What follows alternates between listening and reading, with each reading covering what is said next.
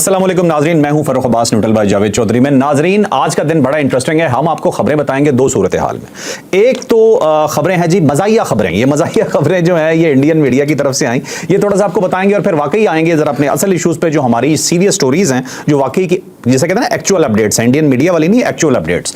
तो कल Indian media को जी को गाँव मूत्र ज्यादा चढ़ गया था, ज्यादा नशे में थे, इतने नशे में थे कि उनके आरएसएस वालों को उन्होंने कैमोफ्लाज करवा दिया। उन्होंने कहा गाय का गोबर लगा के फिर पूरे इंडिया के अंदर कैमोफ्लाज हो जाओ, पाकिस्तान को नजर मत आना कहीं से, ठीक है। तो इस तरह की सूरत हाल थी। उन्होंने जी क्या क्या शुरलियां छोड़ी। कहते हैं जी F-16 गिरा दिया, कहते हैं जी JF-17 थंडर जो है वो 2 तैयारे हमने गिरा दिया, एक पायलट भी गिरफ्तार कर लिया, ठीक है। अब ये लतीफा चल रहा है और यकीन माने इंडियन मीडिया को देखने के बाद जब मैं सुबह उठा तो मैं ये सोच रहा था कि मुझे तो अभी तक 4 दफा शहीद हो जाना चाहिए था। तो उन्होंने कहा जी हम पूरे पाकिस्तान में घुस के इतना मार चुके थे वो पाकिस्तान को अपने ख्यालों में कि हम सब 4-4, 5-5 दफा शहीद हो चुके हैं उनके हिसाब किताब के अंदर। तो अब सुबह जब इंडियन मीडिया की अपनी आंख खुली, एक्चुअल खुली, तो उन्हें पता चला ये तो सारी रात हम पता नहीं क्या बोंगियां मारते रह गए।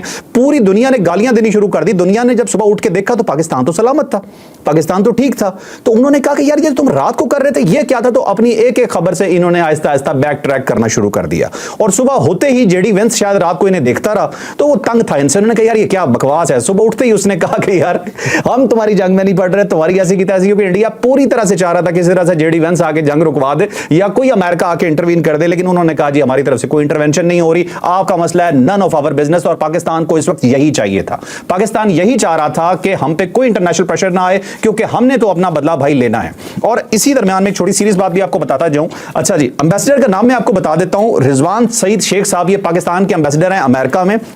इन्हें सुनिएगा, CNN को इन्होंने इंटरव्यू दिया, इस तरह डिफेंड किया जाता है। ये होता है पाकिस्तान का मौकफ देना, जिस तरह हमारे बहुत सारे पॉलिटिशियन दे रहे हैं। माजरत खां हूं, वो शायद ठीक तरह से प्रेजेंट नहीं कर पा रहे, उनकी शायद प्रैक्टिस नहीं है। अगर नहीं है तो कम से कम इस इंटरव्यू को जरूर देख लें कि उन्होंने मुंह तोड़ के जवाब दिया। CNN को ये उन्होंने जवाब दिया। उन्होंने कहा कि पाकिस्तान पे अपनी आवाम का प्रेशर है, पाकिस्तान अपना राइट रिजर्व रखता है, इन्होंने हमारी बाउंड्री के अंदर आकर ये हरकत की और हम इसका जवाब देंगे। और जिस तरह के इल्जाम, जाहिर सी बात है इंडियन मीडिया या इंडिया के जो लोग हैं वो ब्रीफ भी करते हैं इंटरनेशनल चैनलों को, तो वो तमाम जिसे कहते हैं ना वो नैरेटिव को उन्होंने काउंटर करके रख दिया। बहरहाल जी, अब चलते हैं अपनी जो इंपॉर्टेंट स्टोरीज हैं उनकी तरफ। ये इंडिया की तंबीह तो हम कंटिन्यूअसली अब उतारते रहेंगे, जो इन्होंने रात शुगल लगाए हैं ना, यकीन माने हंस हंस के भी हम पागल हो रहे थे और हम सोच रहे थे कि यार ये इंडियन वाकई इस मीडिया पे बिलीव करते हैं। तंबीहबाजी बंद करो, सीरियस काम करो। चल आज सीरियस। अब हम आते हैं वाकई सीरियस काम पे। तो जी हमारे मुख्तलिफ टॉपिक्स हैं। ये टॉपिक्स हम आपको थोड़ी सी एम्बिग्यूटी में मैं रखता हूं, मैं आपको तीनों टॉपिक्स इकट्ठे नहीं बता रहा, 1 बाय 1 बताएंगे। इस वक्त जो सबसे इंपॉर्टेंट स्टोरी है वो हमारी स्टोरी है जी कि पाकिस्तान इस वक्त अब जो सिचुएशन है, हम किसी भी टाइम हमला कर सकते हैं। ये हम क्यों कह रहे हैं? पाकिस्तान को कौन सा ऐसा क्वेश्चन मिल गया है? ये एक बहुत बड़ी ब्रेकिंग स्टोरी है जो हम आपको बताने जा रहे हैं। इनसाइड एनालिसिस है, जानिएगा जावेद चौधरी साहब से। मसला ये है कि सऊदी अरब का जो आना है ना दरमियान में, वो बड़ा सिग्निफिकेंट है, बहुत अहम है, क्योंकि सऊदी अरब को उस वक्त अमेरिकन से इन्वॉल्व करते हैं जब पाकिस्तान मानता नहीं है, जब पाकिस्तान राज़ी नहीं हो रहा होता। उससे पहले अमेरिकन खुद फ़ोन करते हैं, और जैसे कि उनके मार्को रूबियो ने फ़ोन्स किए, बाकायदा कई फ़ोन्स किए हैं उसने, एक नहीं। और उसके बाद फिर वो ब्रिटिशर्स को इन्वॉल्व करते हैं। तो दिल्ली के अंदर जो उनका ब्रिटिश हाई कमिश्नर है वो, और यहाँ पाकिस्तान के अंदर जो उनकी ब्रिटिश हाई कमिश्नर है वो मुसलसल राब्ते में रही, और उन्होंने गवर्नमेंट और उसके बाद आर्मी के लोगों से सबसे उन्होंने मुलाकात की। जो लास्ट उनके पास ऑप्शन बचता है पाकिस्तान के लिए वो सऊदी अरेबिया होता है। जब पाकिस्तान राज़ी नहीं होता तो सऊदी अरेबिया को शामिल किया जाता है। अब ये जो सऊदी वज़ीर ख़ारजा आए हैं वो सबसे पहले इंडिया के, और इंडिया को जाकर उन्होंने ज़ाहिर किसी के कहने पे गए, ऐसे नहीं किए होंगे कि उठे और चले गए। डेफिनेटली अमेरिकन ने उनके साथ बात की होगी, और उसके बाद फिर सऊदी वज़ीर ख़ारजा वहाँ पे गए, और जाने के बाद उन्होंने उनसे बात की, और वहाँ बात करने के बाद वो पाकिस्तान आए। ऐसा नहीं था कि पाकिस्तान आए हों, यहाँ से कुछ उन्होंने पाकिस्तान की टर्म्स एंड कंडीशन मालूम की और उसके बाद वो गए हों, नहीं। वो वहाँ से आकर उन्होंने उनकी टर्म्स एंड कंडीशन या जो सूरत हाल को बेहतर बनाने के लिए उन्होंने बताया, ठीक है। अब उसके बाद ये था कि उनके यहाँ पे मीटिंग्स हुई, और मीटिंग हुई, मीटिंग्स के फ़ौरन बाद वो यहाँ से चले गए, यानी एक रात भी उन्होंने यहाँ पे स्टे नहीं किया। ये सऊदी अरेबिया का आना और फिर फ़ौरन चले जाना, इसके अंदर सब कुछ है। क्योंकि फ़ौरन चले ना जाते तो हो सकता है यहाँ पे वार स्टार्ट हो जाती, और एक मुल्क का वज़ीर ख़ारजा अगर किसी दूसरे मुल्क के अंदर हो तो जंग स्टार्ट करना नियर टू इम्पॉसिबल होता है। ये मुश्किल हो जाता है, क्योंकि उसका जहाज़ ने फ्लाई करना, उसने वापस जाना होता है। और वापस कैसे जाएंगे अगर आपकी फ़िज़ाई हदूद ही बंद होंगी और मिसाइल चल रहे हैं और उसके अंदर तोपें चल रही हैं और बारूद फट रहा है हर तरफ, तो फिर तो ज़ाहिर है एक मुल्क का वज़ीर ख़ारजा फंस गया ना वहाँ पे। तो ये हमेशा जब इस टाइप की सालसी होती है और किसी जगह डेड लॉक हो जाता है और दूसरा मुल्क नहीं मान रहा होता और उनको कह देता है कि भाई मसला हमारी इज्जत का है, और फिर वो कन्विंस हो जाता है कि वाकई इनकी इज्जत का, तो फिर वो इमीडिएटली निकलते हैं। और ये बाकायदा एक प्रैक्टिस है all over the world, history के अंदर भी आप देख लें।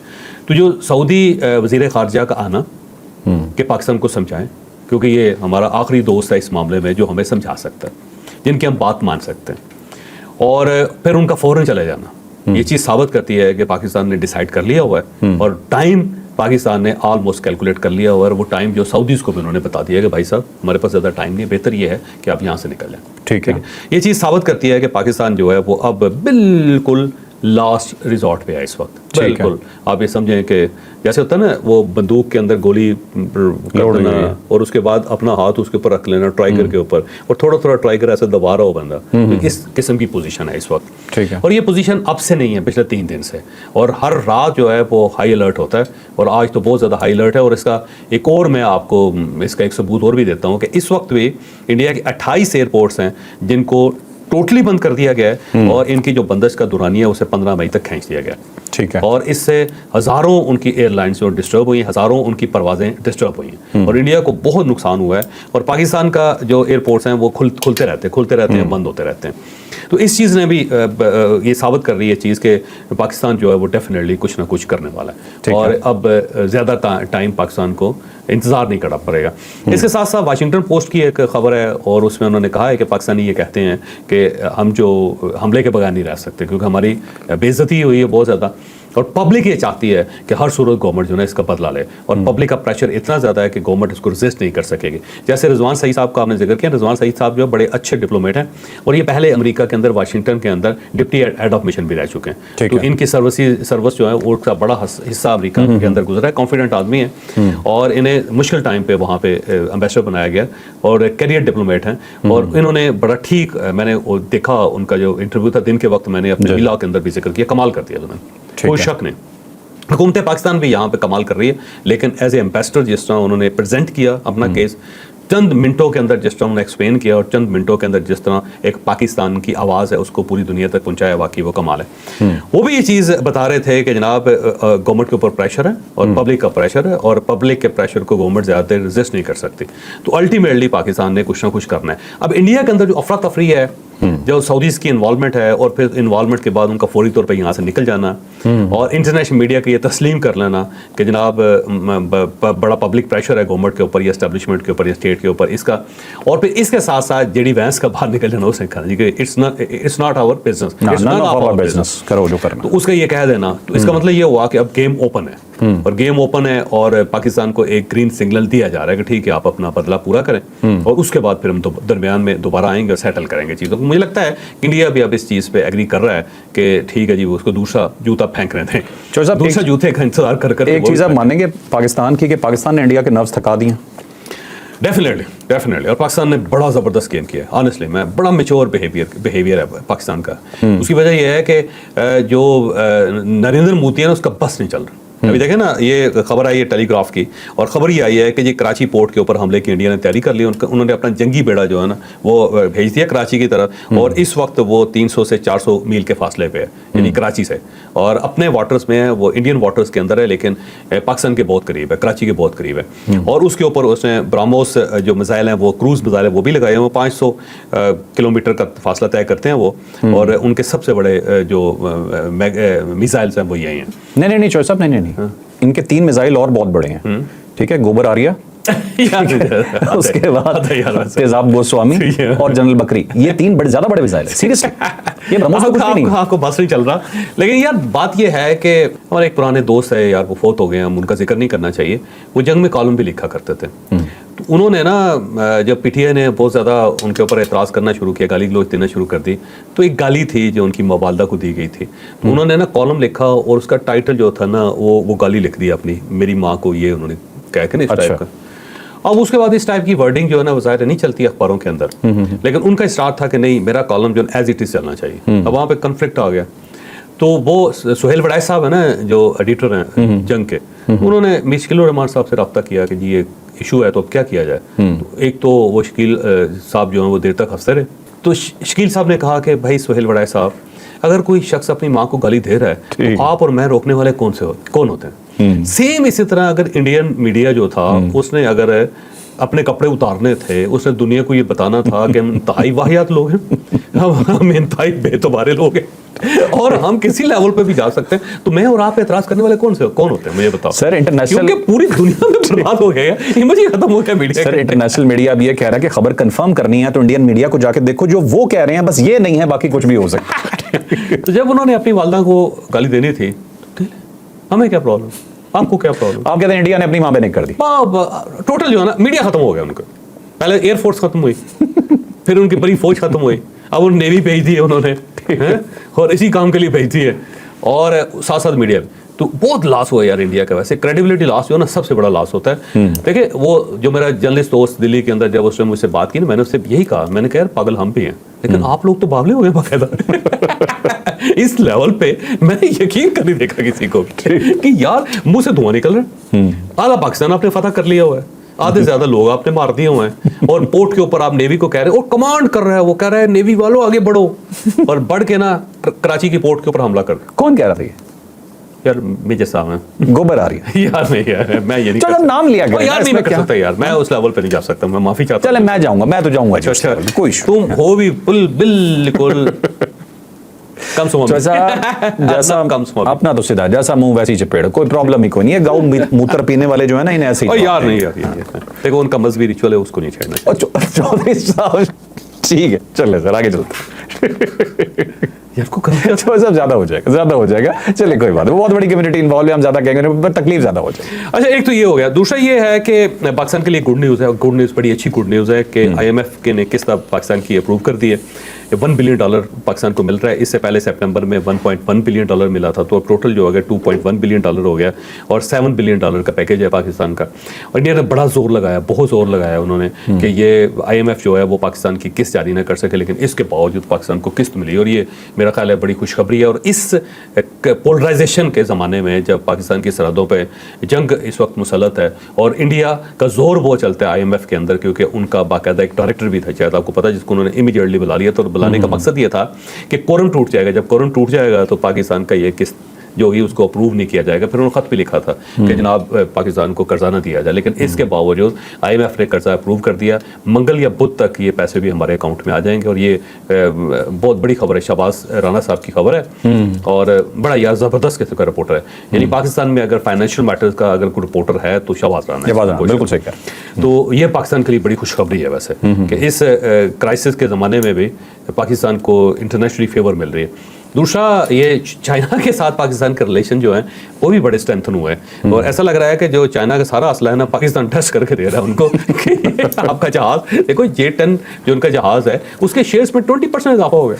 सर मेरा ख्याल है 5-6% तो उन्हें पाकिस्तान को भी देना चाहिए। सर चॉइस साहब, पाकिस्तान को अब सब फ्री देगा, वो चाइना फ्री दे रहा है कि तुम टेस्ट की जाओ इंडियंस पे, बस कोई मसला नहीं। PL-15 जो है वो भी देखो ना, वो उसको भी टेस्ट कर लिया पाकिस्तान ने, कामयाब टेस्ट। और ये जो मिसाइल दिखा रहा है ना इंडिया के, ये देखे जी पाकिस्तानी मिसाइल थे, उन्होंने रात को दागे और हमने उनको पकड़ लिया और ब्रेक कर दिया सारा। ये वो बेसिकली मिसाइल हैं जो 6 और 7 मई की रात चलाए थे पाकिस्तान ने। जो आपने देखो ना, इतने जहाज उठ रहे थे, और नियर पास्ट की सबसे बड़ी डॉग फाइट थी जिसमें 125 जहाज इस्तेमाल हुए हैं। मेरा ख्याल ये है कि 45 मिनट तक हुई है, लेकिन इमरान खान साहब कहते हैं कि नहीं, ये 59 मिनट्स तक की थी। ये सही कहते होंगे, क्योंकि मैं किसी भी दुनिया का जो इमरान है उसकी बात को झूठला नहीं सकता। हमेशा सच बोलते हैं, इमरान साहब खुद जोड़ते रहे, हमेशा सच बोलते और यू टर्न नहीं लेते। ठीक है। और अगर यू टर्न लें तो उनके अच्छे होते हैं यू टर्न। तो 59 मिनट्स पे लॉक कर रहे हैं हम इसको।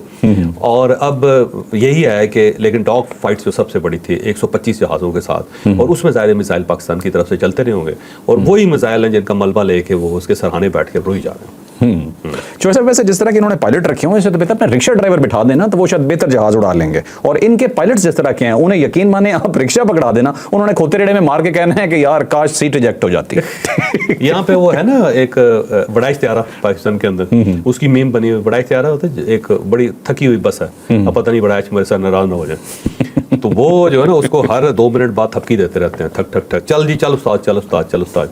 तो एक बंदे ने मीम बनाई और उसने कहा कि ये राफेल त्यारे से हमारा बड़ा इश्तिहारा ज्यादा अच्छा है। बात तो ठीक है, बात में वजन है चौधरी साहब। तो मोदी साहब को कहे बड़ा इश्तिहारे खरीद ले। ठीक है नाज़रीन, हमने तकरीबन ज्यादा डिटेल तो हमने डिस्कस कर लिया है। चौधरी साहब ने मेरे कंटेंट के ऊपर हमला कर दिया। मैंने जितना अलग अलग बनाया था चौधरी साहब ने आपको सारा इकट्ठा बता दिया, तो मेरे पास बहुत कम कुछ बताने के लिए या पूछने के लिए बचा है, फिर भी मैं कोशिश करता हूँ। अच्छा चौधरी साहब, मुझे ये बताइए कि इंडिया के अंदर इस वक्त एक खौफ तारी है, मोदी बेबस हो चुका है ऐसे लग रहा है, और इंडिया शदीद परेशान है, ठीक है।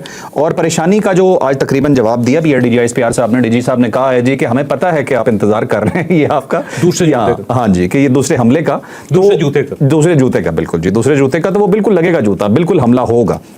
IMF का पाकिस्तान को लोन अप्रूव हो चुका है, तो क्या ख्याल है? अब देखिए, हमला तो होगा और अनकरीब होगा, इसमें कोई शक नहीं। पाकिस्तान ने इस मामले में पीछे नहीं हटना, और उसकी बुनियादी वजह यह है कि अगर पाकिस्तान पीछे हट गया या ये मौका ज़ाया कर दिया तो यहाँ पे अवाम बड़े ज़ालिम हैं, अवाम ने खड़े हो जाना है, अवाम ने इस गवर्नमेंट को नहीं छोड़ना, फॉर्म 47 की गवर्नमेंट को, और उसके साथ स्टैब्लिशमेंट जो है वो भी तली जाएगी, क्योंकि अवाम बड़े, वो इंडिया के मामले में कोई कंप्रोमाइज़ नहीं करता यहाँ पे, मुमकिन ही नहीं है। अलबत्ता आज का दिन जो गुजरा दिन है वो जरा थोड़ा सा था बड़ा डाउन इंडिया की तरफ से। एक तो उनके मीडिया ने उनको डिमोरलाइज कर दिया, वहाँ पे क्रिटिसिज्म होना शुरू हो गई। रवीश कुमार जैसे जर्नलिस्ट जो हैं उन्होंने, फिर राजदीप जैसे हैं वो है, करण थापर, ऐसी उन्होंने सीनियर जर्नलिस्टों ने मत मारी इनकी और ऐसी बेइज्जती की उनकी कि मेरा नहीं ख्याल कि मुंह दिखाने के काबिल हैं। जो गोदी मीडिया जिसको खुद नाम लेके खुद गोदी मीडिया खुद तो बड़ी आवाज़ उठी, फिर अवाम की तरफ से बहुत आवाज़ उठी कि ये क्या बकवास है और ये हमारे साथ क्या कर रहे हैं। तो वहाँ पे ना बिल्कुल डिमोरलाइज हो गया मीडिया उनका, और मुंह छुपाते फिर रहे हैं, क्योंकि ये जो खबरें तौबा यार, वैसे इस हद तक नहीं जा सकता बंदा जिस हद तक वो प्रॉपर बावले हो गए जिसको कहते हैं। तो उसके बाद सबका ख्याल ये था कि जो उनके मिस्री साहब हैं, जो विक्रम मिस्री साहब हैं, और फिर उनके साथ दो खवातीन जो हमारी बाजी सोफिया कुरैशी साहिबा हैं, बाजी आप तो ख्याल करोगे। अच्छा, वो सबका ख्याल ये था कि वो आके ना कोई नई इंफॉर्मेशन देंगे हैं, लेकिन वो गए और पुरानी इंफॉर्मेशन दे के उसके बाद मायूस से होके वो भी चले गए। तो आवाम को बड़ी मायूसी हुई उसके मुकाबले में। जो हमारी ब्रीफिंग बड़ी ज़बरदस्त थी, बड़े टेक्निकल थे। इसके अंदर ना एयरफोर्स के जो एयर वाइस मार्शल थे उन्होंने बाकायदा ऑडियोज़ भी सुनाई उनके पायलट्स की। तो सिर्फ त्यारे कहते हैं कि वो नहीं, हमने उनके गिराए, उनके जो कप्तान है उनकी आवाज़ें भी रिकॉर्ड कर ले। तो पाकिस्तान के पास मटीरियल बहुत है इंटरनेशनली दिखाने के लिए। और अब देख रहे हैं इंडिया के अंदर हर बात, हर मसले पे वो बात करते हैं, लेकिन ये जो 5 त्यारे हैं उसके ऊपर कोई राय नहीं देते, ना हाँ करते ना करते। हम तो चाहते हैं कि इनकार कर दें कि जी एक त्यारा भी हमारा नहीं गिरा, कह देंगे तो खुश हो जाएंगे हम, क्या फ़र्क पड़ता है। तो उसके ऊपर जो है ना बिल्कुल, तो मेरा ख्याल है। अच्छा, दूसरा ये है कि वो बाजी सोफिया बाजी जो है ना, उन्होंने कहा है कि पाकिस्तान ने 300 से 400 टर्किश ड्रोन जो थे उधर भेजे थे। तो ये अजीब सी बात है भाई, ड्रोन आपके आ रहे हैं और अब लोगों ने गुलेलों से मारना शुरू कर दिया उनको। एक अजीब सी सूरत हाल है यार, हर 2 मिनट बाद कोई ना कोई वीडियो आ रही होती है सियालकोट से, ये देखे जा रहे हैं ड्रोन और ये देखे हम उसके साथ क्या कर रहे हैं। तो वो मेरा ख्याल है इंडिया जो है ना वो इस वक्त वाकई मोदी का बस नहीं चल रहा, वो हर सूरत कुछ ना कुछ करना चाहता है, इसीलिए उसने अपनी नेवी को भी एक्टिव कर लिया। ठीक है, इंशाल्लाह ताला पलड़ा जो है ना पाकिस्तान का पारी हो। ठीक है, सोफिया की मुद्दत चौधरी साहब मैं इतना ही कहूँगा कि बाजी की मजबूरियाँ, ठीक है, थोड़ा समझा करें, बेचारों को वहाँ रहना भी तो है ना, आप क्या करें। बाजी आके झूठ बोलती हैं बड़े पक्के मुंह के साथ, लेकिन पता उन्हें भी होता है कि सब झूठ है। तो चौधरी साहब, इसके अलावा कोई एक्सक्लूसिव इन्फॉर्मेशन अगर आप शेयर करना चाहें तो कीजिएगा, फिर मैं वीलॉग क्लोज करता हूँ। बस खत्म हो गया और बिल्कुल करीब है, बिल्कुल करीब है। टाइम बताएंगे? नहीं बता दें, 2.5 घंटे बाद। पता नहीं है भाई, 2.5 घंटे बाद नहीं, आज से गलत साबित हो जाए। अच्छा, ये तो सरप्राइज एलिमेंट है ना। देखो ये जो टाइम्स होते हैं, मुकाम होते हैं, ये इंतहाई सीक्रेट होते हैं, कोई किसी को शेयर नहीं करता, और अगर किसी ने किसी के साथ शेयर कर लिया तो फिर तो बात खत्म होगी ना, फिर तो चलो ठीक है, लेकिन इंडियंस कुछ भी हो सकता है, मे बी 1.5 घंटे बाद 2 घंटे बाद जागते रहना यार, ठीक है। तो नाज़रीन, आज का वीलॉग आपने देखा, यकीनन आपके लिए इन्फॉर्मेटिव रहा होगा। एक बात बस आपने यकीन रखनी है कि आपकी फौज आपके आगे खड़ी है, आपकी स्टेट आपके आगे खड़ी है, आप महफूज हाथों में, आप मुंह तोड़ के जवाब देंगे, हम ये जानते हैं, ये मैं अपनी फौज के बारे में कह रहा हूं। और उसके बाद कोई भी रिटेलिएशन होगी तो हम देख लेंगे जी, कोई इतनी परवाह नहीं है। पाकिस्तानी कौम बहुत बहादुर कौम है। तो लाइक शेयर सब्सक्राइब बिल्कुल कीजिएगा। इजाजत दीजिए, अल्लाह हाफिज़। पाकिस्तान जिंदाबाद।